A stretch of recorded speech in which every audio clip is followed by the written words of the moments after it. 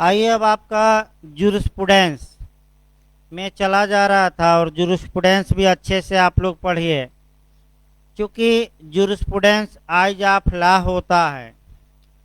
तो प्रयास ये करिए कि इसको भी आप एविडेंस के साथ साथ अच्छे से तैयार करिए। कई जगह कंपटीशन में आपका क्वेश्चन तमाम बनते हैं। जूरिस्प्रूडेंस में मैं नेचुरल स्कूल पढ़ा दिया था और अब हमें ये पढ़ाना है कि जो प्राकृतिक विचारधारा है या जो नैसर्गिक विचारधारा है या हम कह सकते हैं जो डिवाइन लॉ हैं, ईश्वरीय विधि हैं या नैसर्गिक न्याय है, आपका ये देखना है। अब भारत में इसका एप्लीकेशन देखना है जो इंटरव्यू में काफ़ी पूछा जाता है। प्री में भले कम आए लेकिन इंटरव्यू में बहुत अच्छे से पूछा जाता है।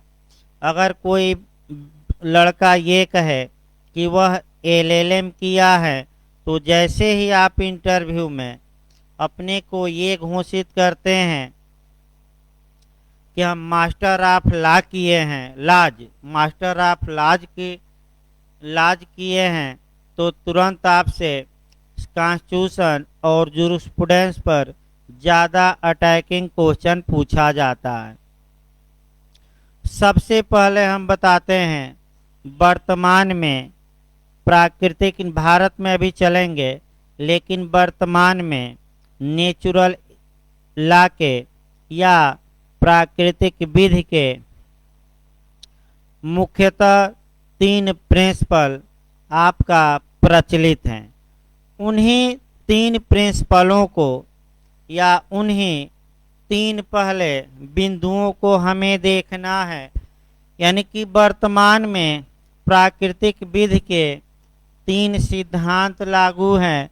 वह कौन कौन से सिद्धांत हैं, पहले तीनों को लिख लिया जाए।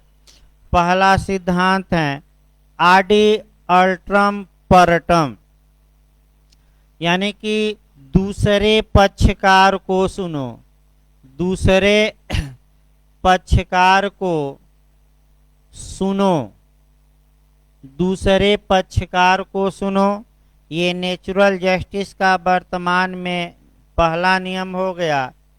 दूसरा नियम है रूल अगेंस्ट बायस, रूल अगेंस्ट बायस, यानी कि पक्षपात के विरुद्ध, या इसको हम कहते हैं अभिनत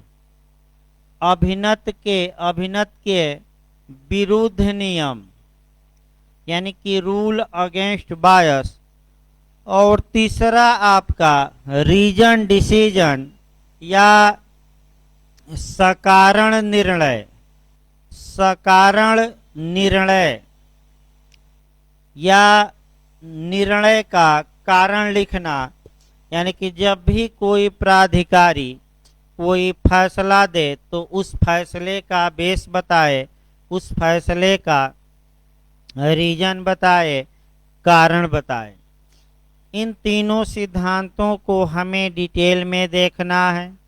इन तीनों सिद्धांतों को देखते समय एक बात अवश्य गौर में रखनी है, ध्यान में अच्छे से, कि इन सिद्धांतों को भारतीय कानून में, यानी कि कॉन्स्टिट्यूशन हो गया, आपका सीपीसी हो गई, सीआरपीसी हो गई, एविडेंस हो गया, आखिर किन किन सेक्शनों में या किन किन आर्टिकलों में इन प्रावधानों को वेस्ट किया गया है, यानी कि वेस्टेड किया गया है, समाहित किया गया है, वह भी हम बताएंगे। लेकिन आइए हम पहला सिद्धांत उठाते हैं, दूसरे पक्षकार को भी सुनो, आडि अल्ट्रम पर्टम। देखिए इसका डिटेल में, दूसरे पक्षकार को सुनो का मतलब ये हुआ कि किसी व्यक्ति को बिना सुनवाई के दंड नहीं दिया जाना चाहिए, यानी कि किसी व्यक्ति को बिना सुनवाई के दंड नहीं दिया जाना चाहिए, अर्थात कोई निर्णय, डिक्री, आदेश या दंडादेश पारित करने के पूर्व दोनों पार्टी को, दोनों पक्षकारों को सुना जाना चाहिए। जहाँ तक आपका सुनवाई या हियरिंग की बात है, दोनों पक्षकारों को सुनने के लिए दो चीज़ें आवश्यक हैं। एक तो सूचना, यानी कि आपका नोटिफिकेशन या जानकारी इंफॉर्मेशन देना, और दूसरा हियरिंग यानी कि सुनवाई, यानी कि दो चीज़ें आवश्यक हैं। पहला, दूसरे पक्षकार को जानकारी दी जाए, और जानकारी देने के बाद उसकी बातों को कोर्ट क्या करे, सुने। जहाँ तक दूसरे पक्षकार को सुनो की बात है, आपका आर वर्सेज कैम्ब्रिज विश्वविद्यालय केस आपका है। R versus Cambridge, R versus Cambridge विश्वविद्यालय का केस है। ये 1700 आपका 1723 का केस है, 1723 का और जस्टिस 4Q जस्टिस थे। आपका जस्टिस का नाम याद रखिए, 4Q थे। यानी कि 1723 में ही इसमें न्यायाधीश ने आडी अल्टम का इतिहास बताया, और इतिहास ये बताया कि ये जो नियम है नेचुरल जस्टिस का, ये आज से नहीं बल्कि ये बहुत प्राचीन है। ये आदिकाल से नियम चला आ रहा है, और मानव इतिहास में प्रथम सुनवाई ईडन के उद्यान में की गई थी। यानी कि मानव इतिहास में प्रथम सुनवाई ईडन के उद्यान में की गई थी। कैसे सुनवाई हुई? ईश्वर ने एक आदम या मानव को फलों की रखवाली के लिए, बागीचे की रखवाली के लिए नियुक्त किया, और कहा कि स्वर्ग में जो फल लगे हैं उसको न खाना। मानव लालची निकला, और जैसे ही ईश्वर वहां से गए, मानव फल तोड़कर खा लिया। जब ईश्वर आए तो बिना सुने उसको स्वर्ग से नहीं निकाले। ईश्वर ने पूछा कि हे आदम, तुमने मेरी आज्ञा का उल्लंघन क्यों किया? क्यों जब मना किया गया था उसके बावजूद भी तुम फल खा लिए? और मानव को सुनने के बाद ईश्वर ने उसे स्वर्ग से क्या किया? निकाल दिया। यानी कि ये प्रथम सुनवाई। जहाँ तक आपका नैसर्गिक न्याय का मैग्ना कार्टा का केस है, ये बिहार में भी पूछा गया था। जे में एडिला में रिज वर्सेज वाल्डविन का केस है, सबसे महत्वपूर्ण केस है।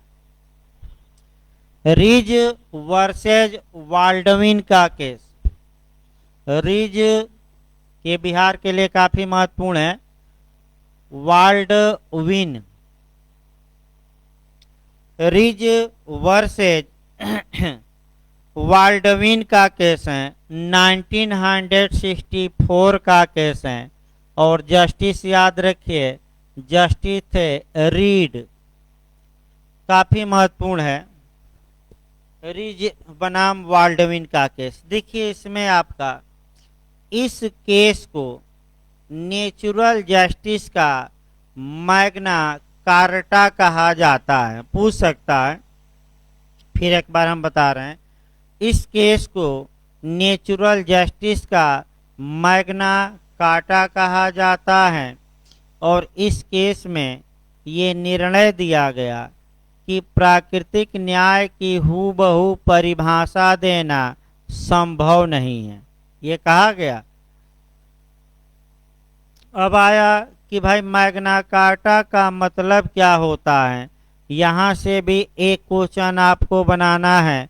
मैग्ना मतलब बिग होता है और कार्टा मतलब चार्टर, यानी कि शाब्दिक अर्थ हिंदी में हुआ बड़ा विलेख, या हिंदी में कहा जाता है महाधिकार पत्र। महाधिकार पत्र हिंदी में कहा जाता है मैग्नाटा को।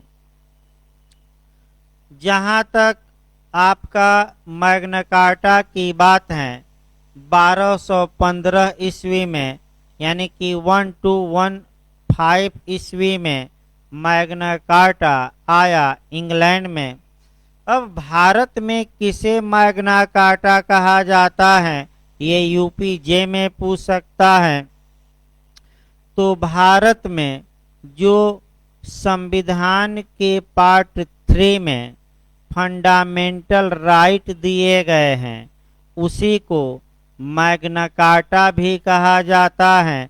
और ये कहने वाले हैं विद्वान बीजी रामचंद्रन, यानी कि बीजी रामचंद्रन ने संविधान के भाग 3 को भारत का मैग्ना कार्टा कहा, महाधिकार पत्र कहा। आगे चला जाए।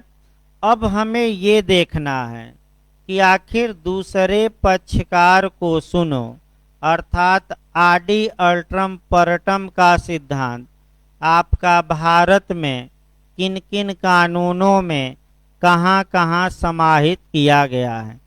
सबसे पहले हम एविडेंस एक्ट उठाते हैं और एविडेंस एक्ट में साक्ष्य नियम उठाते हैं।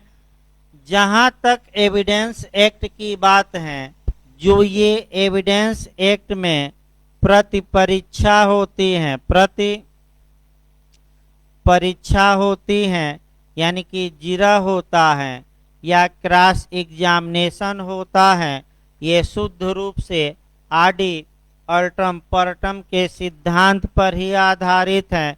अर्थात दूसरे पक्षकार को गवाहों की प्रति परीक्षा करने का क्या होता है, अधिकार होता है। आइए एविडेंस के बाद कॉन्स्टिट्यूशन में आते हैं।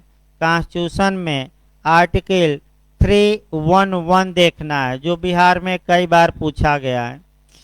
बिहार में ये क्वेश्चन बना है कि जो पब्लिक सर्वेंट हैं या जो लोक सेवक हैं, उनको प्रोटेक्शन कहाँ दिया गया है, तो आपका क्या जवाब रहेगा, आर्टिकल 311। लोक फिर आपका पूछा जाता है आडि अल्ट्रम परटम का सिद्धांत लोक सेवकों के बारे में संविधान में कहाँ ऐड किया गया है, तो आपका जवाब रहेगा आर्टिकल 311 में। लोक सेवकों के बारे में क्या प्रावधान किया गया है, हम ये देखते हैं। जब भी किसी पब्लिक सर्वेंट को या लोक सेवक को उसके पद से रिमूव किया जाएगा, यानी कि बर्खास्त किया जाएगा, पदच्युत किया जाएगा, तो दो प्रोटेक्शन दिए गए हैं। पहला ये है कि आडि अल्ट्रम परटम, यानी कि उस लोक सेवक की बातें सुनी जाएंगी। और दूसरा आपका है कि जो अथॉरिटी या जो प्राधिकारी किसी लोक सेवक को नियुक्त किया है, अपॉइंट किया है, उससे सबऑर्डिनेट या उससे नीचे का प्राधिकारी उसे टर्मिनेट नहीं कर सकता, यानी कि पदच्युत नहीं कर सकता, रिमूव नहीं कर सकता। ये दो प्रोटेक्शन कहाँ हैं लोक सेवकों को, आपका आर्टिकल 311 में। लेकिन नेचुरल जस्टिस का नियम विधि का पूर्ण नियम नहीं है। अनुच्छेद 311 में ही, याद रखिए, 3 ऐसी पूछा गया था इंटरव्यू में, 3 ऐसी अपवादिक दशाएं दिया गया है या 3 ऐसे एक्सेप्शन दिए गए हैं जहां की नेचुरल जस्टिस से इस नियम का वायलेशन किया जा सकता है। ये डिटेल में कॉन्स्टिट्यूशन में पढ़ाया जाता है, लेकिन हम बस ये बता रहे हैं कि कितने एक्सेप्शन दिए गए हैं जहां नेचुरल जस्टिस का वायलेशन किया जाएगा, 3। अब हमें चलना है सीपीसी में चलना है। सीपीसी में हमें ये देखना है कि क्या सीपीसी में आडि अल्ट्रम परटम यानी कि दूसरे पक्षकार को सुनो का सिद्धांत समाहित है कि नहीं। तो आपका सीपीसी में जब भी पढ़िएगा आडि अल्ट्रम परटम का सिद्धांत, तो देखिए कहाँ कहाँ समाहित है। सीपीसी की धारा 26 हम बताएंगे, इसके बाद 27, 28 और 29 बताएंगे, और इसी के साथ रीड विथ यानी कि R/W या सपठित आदेश 5 बताया जाएगा। देखिए आपका सिविल मामलों में थोड़ा इस सिद्धांत को अप्लाई किया जाए। सीपीसी की धारा 26 वाद दायर करने की बात करती है, सूट दायर करने की बात करती है, और ये बताती हैं कि प्रत्येक सूट, प्रत्येक वाद पत्र के माध्यम से दायर किया जाएगा, प्लेंट के माध्यम से दायर किया जाएगा। अब समस्या ये आई कि मान लीजिए ए ने बी के खिलाफ न्यायालय में मुकदमा दायर किया, तो प्राकृतिक न्याय का जो हम पहला सिद्धांत बता रहे हैं, ये बता रहे हैं कि आडि अल्ट्रम परटम यानी कि किसको सुना जाए, बी को। अब बी को सुनने के लिए क्या उपाय है, तो सेक्शन 27, 28 और 29 में आपका ये प्रावधान है कि जो डिफेंडेंट हैं, प्रतिवादी हैं, यानी कि इस उदाहरण में बी हैं, उसको माने वह न्यायालय में अपीयर हो, न्यायालय में हाजिर हो और वादी के दावे का जवाब दे। इसके लिए उसके नाम समन निकाला जाएगा। क्या निकाला जाएगा? समन। तो जो ये समन है सीपीसी में, ये शुद्ध रूप से आडि अल्ट्रम परटम का ही नियम है, ये नेचुरल जस्टिस का नियम है। अब ये आया कि समन निकाला जाएगा, ये सारवान प्रावधान ये सीपीसी के 3 धाराओं में है, 27, 28 और 29 में, लेकिन इसके लिए जो प्रोसीजर है वह किस आर्डर में है? सीपीसी के 5 में। इसके बाद हम देखते हैं सीपीसी भी आपका हो गया, नेचुरल जस्टिस कहाँ समाहित है। इसके बाद हमें देखना है नेचुरल जस्टिस के इस नियम को सीआरपीसी में, और इंटरव्यू में ज़्यादा जो क्वेश्चन बना है आपका सीआरपीसी से ही बना है। वैसे तो पूरी हमारी सीआरपीसी ही नेचुरल जस्टिस पर आधारित है, लेकिन दायरा थोड़ा सीमित करना पड़ेगा, और हमें ये मुख्य चीज़ें खोजना है कि आडि अल्ट्रम परटम का सिद्धांत सीआरपीसी में कहाँ कहाँ वेस्टेड है, कहाँ कहाँ दिया गया है। तो आइए एक एक करके चला जाए।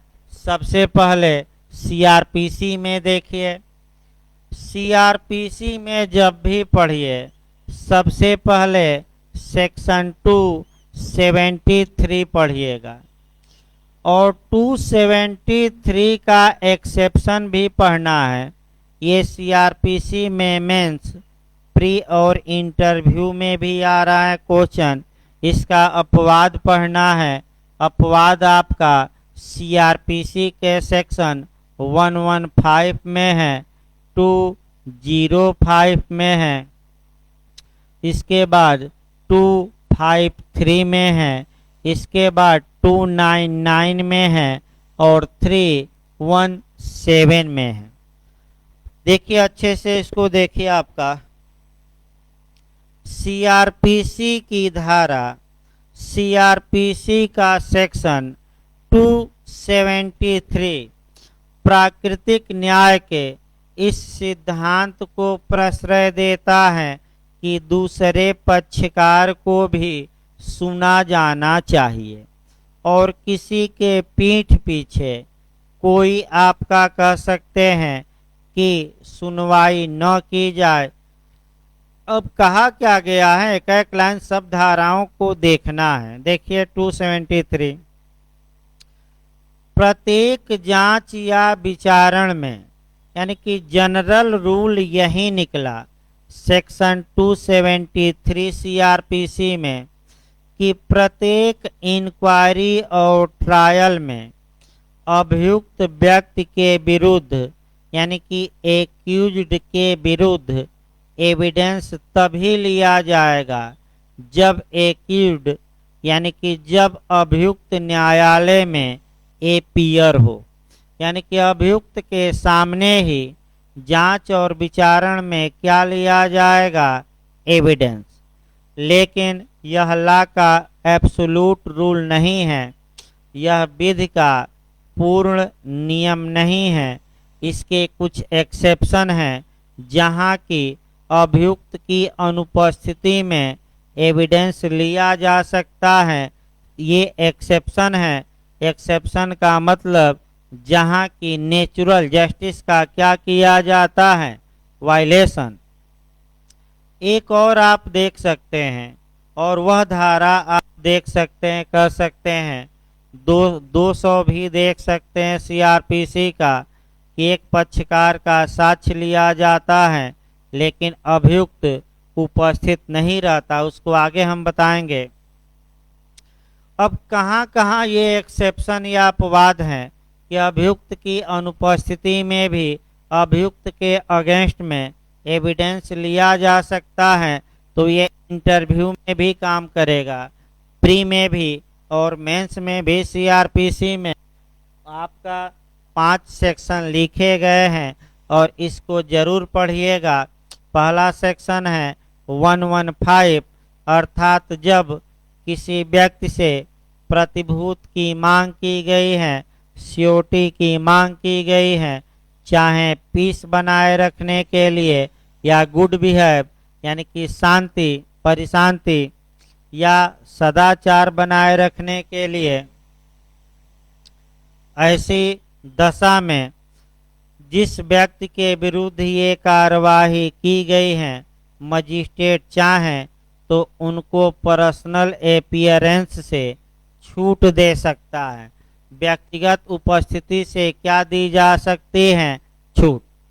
इसके बाद 205, न्यायालय इस सेक्शन के तहत भी अभियुक्त को पर्सनल अपीयरेंस से क्या दे सकता है, छूट। इसके बाद 253, अभी बिहार जे में ये पूछा गया था 253 सीआरपीसी से, इसमें भी पर्सनल अपीयरेंस से छूट देने की बात है। लेकिन सेक्शन इंटरव्यू के लिए अच्छे से पढ़ेंगे और वह है 299 और 317। देखिए आपका मेंस में अलग से इस समय आ रहा है। इंटरव्यू में बिहार जे के पिछली बार ये पूछा गया था कि यदि अभियुक्त फरार हो गया हो और जल्दी गिरफ्तार होने की संभावना न हो तो क्या किया जाएगा। तो फिर याद रखिए सेक्शन 299 बताता है कि यदि अभियुक्त फरार हो गया हो और तुरंत गिरफ्तार होने की संभावना न हो तो अभियुक्त की अनुपस्थिति में साक्षियों का साक्ष्य न्यायालय अभिलिखित कर सकता है, माने उपस्थित होना आवश्यक नहीं। और आपका अगला सेक्शन है 317, यहाँ से भी आपका क्वेश्चन बहुत बनता है। 317 से भी अच्छे से तैयार रखना है। यदि अभियुक्त न्यायिक कार्यवाही में बार बार, एक बार नहीं, बार बार विघ्न डालता हो, बार बार बाधा डालता हो तो न्यायालय उसे हाजिरी से मुक्ति दे सकता है और उसके एडवोकेट या अधिवक्ता की उपस्थिति में अभियुक्त के विरुद्ध एविडेंस ले सकता है। ये नेचुरल 273 हम बताए। अब ये आरडी अल्ट्रम पर्टम का सिद्धांत आखिर और सीआरपीसी में कहाँ कहाँ समाहित है, एक एक लाइन सबको बताया जाए तो जो चार्ज होता है, आरोप अभियुक्त पर लगाया जाता है, वह भी इसी से रिलेटेड है। फिर आपका आ गया 303 सीआरपीसी की अगली धारा अच्छे से देखना है। अभी पिछली बार यूपीजे में ये क्वेश्चन आया था 303, यानी कि अपराध के प्रत्येक अभियुक्त को अपने मनपसंद के अधिवक्ता से अपना डिफेंस अर्थात अपनी प्रतिरक्षा कराने का अधिकार होगा, हक होगा। ये किस सेक्शन में है? तो आपका क्या जवाब रहेगा? सीआरपीसी के सेक्शन 303 में। ये स्टैट्यूटरी राइट हैं और ये जो स्टैट्यूटरी राइट हम बता रहे हैं यह एक फंडामेंटल राइट भी है। और ये फंडामेंटल राइट के रूप में किस आर्टिकल में दिया गया है? तो आर्टिकल 22 के क्लास 1 में।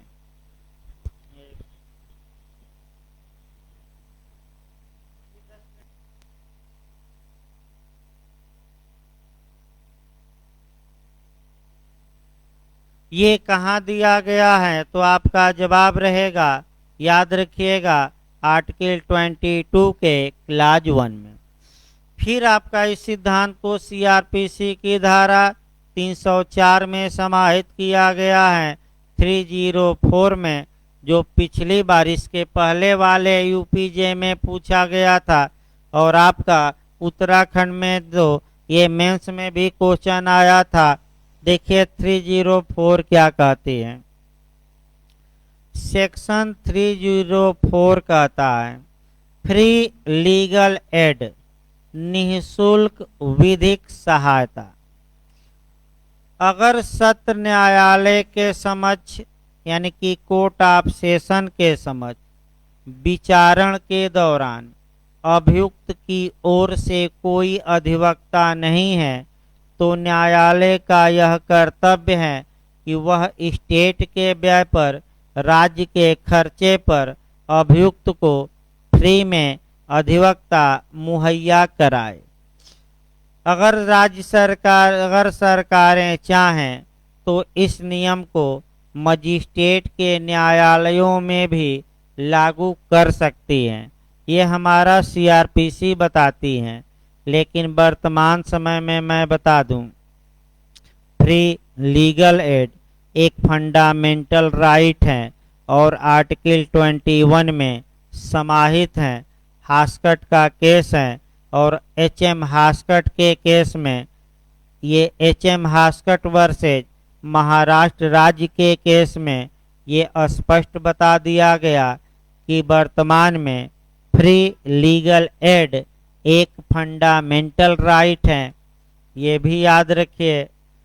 अगली धारा हम देखते हैं 313 313 सीआरपीसी की धारा 313 में न्यायालय द्वारा अभियुक्त से क्वेश्चन पूछे जाते हैं, उसकी परीक्षा की जाती है, प्रश्न पूछा जाता है।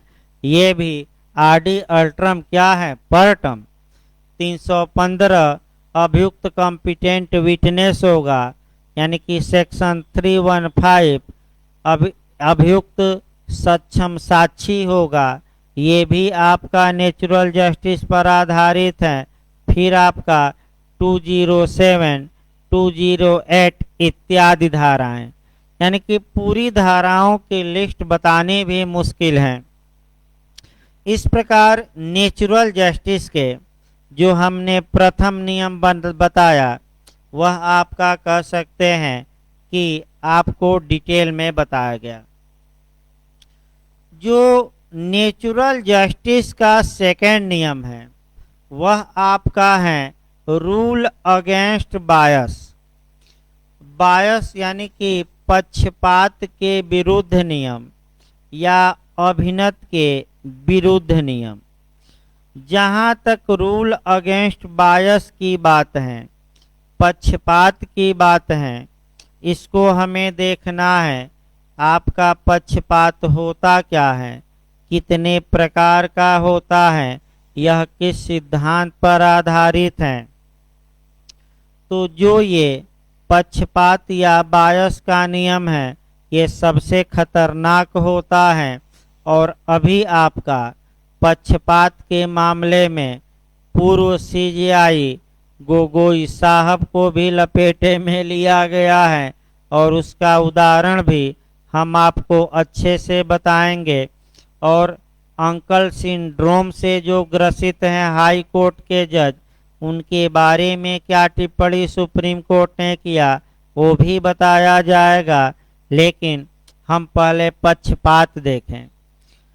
पक्ष रूल अगेंस्ट बायस में तीन बातें समाहित हैं। पहली बात यह है कि कोई व्यक्ति अपने मामले का स्वयं निर्णायक नहीं हो सकता, यानी कि जिस व्यक्ति पर इल्जाम लगा है वह व्यक्ति उस मामले को सुनवाई करने और निर्णय देने में अक्षम माना जाता है, क्योंकि आप ही अभियुक्त हैं, आप ही जज बन गए। यानी कि कोई व्यक्ति स्वयं अपने मामले में न्यायाधीश नहीं हो सकता, इसका मतलब ये हुआ। और यही आपका गोगोई साहब ने उल्लंघन किया। आइए देखा जाए उन्होंने इसका कैसे वायलेशन किया था जब सीजे आई थे, यानी कि चीफ जस्टिस ऑफ इंडिया थे। तमाम आरोप इस समय लगाए जा रहे हैं विपक्षी पार्टियों द्वारा, लेकिन हम भी बता दें एक महिला ने इन पर सेक्सुअल हरासमेंट का इल्जाम लगाया।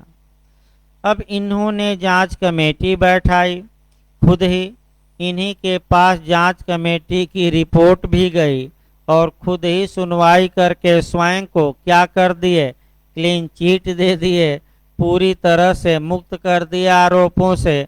यानी कि आप ही एक्यूड हैं, आप ही जांच कराए, आप ही निर्णय दिए कि मैं पाक साफ हूँ।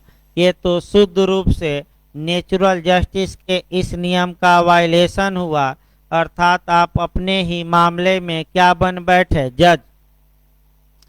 अब जो विपक्षी पार्टियां आरोप लगा रही हैं, देखिए क्या कर रही हैं। जो पेगासस का मामला आया है, यानी कि फोन टेपिंग का मामला, विपक्षी पार्टियां ये कह रही हैं कि इसी समय सरकार ने उस महिला का फोन टेप किया, गोगोई को बताया और गोगोई डर गए और डरने के कारण अयोध्या मामले में आपका राम मंदिर के पक्ष में निर्णय दे दिए और दूसरा राफेल के मामले में सरकार को क्लीन चिट दे दिए।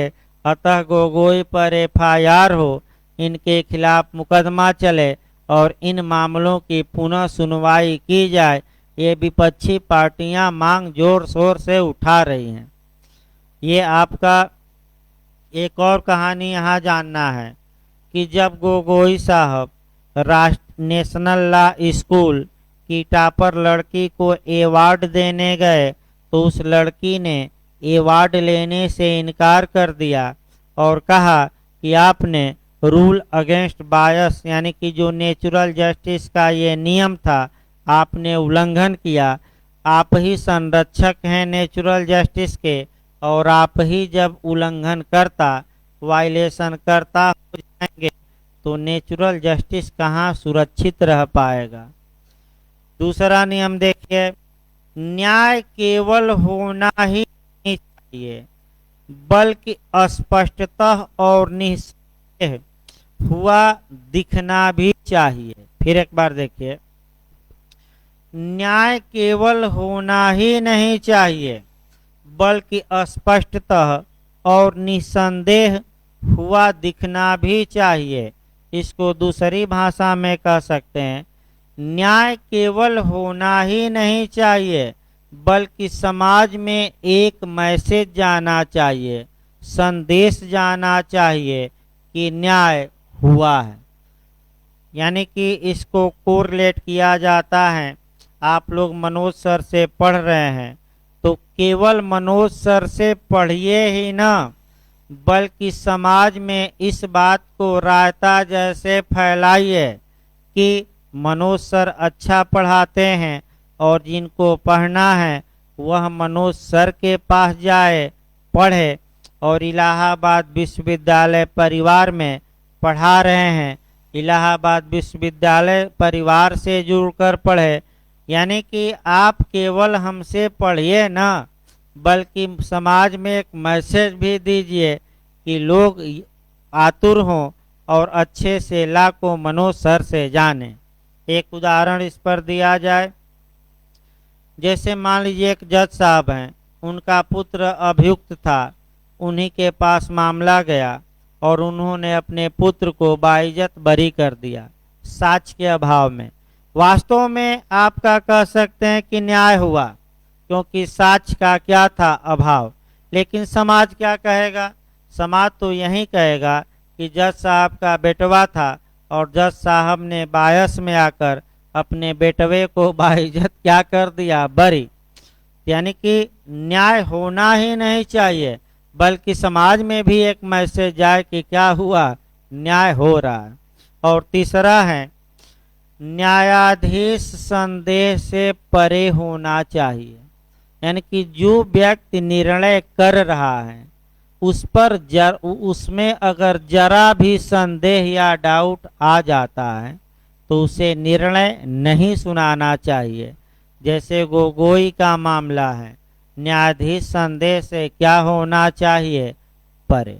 ये 3 आपका रूल अगेंस्ट बायस के 3 नियम हैं। वर्तमान में रूल अगेंस्ट जो बायस होता है वह 3 प्रकार से बायस हो सकता है।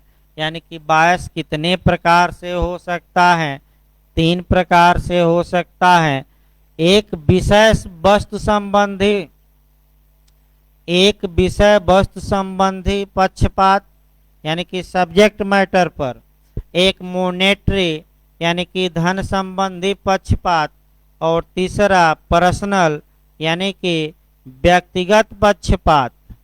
ये सबसे खतरनाक होता है व्यक्तिगत पक्षपात। तो इसको आगे आपका कल बताया जाएगा थोड़ा बहुत, तब आपका कल ये बताकर और हिस्टोरिकल स्कूल इसके बाद शुरू भी किया जाएगा। धन्यवाद।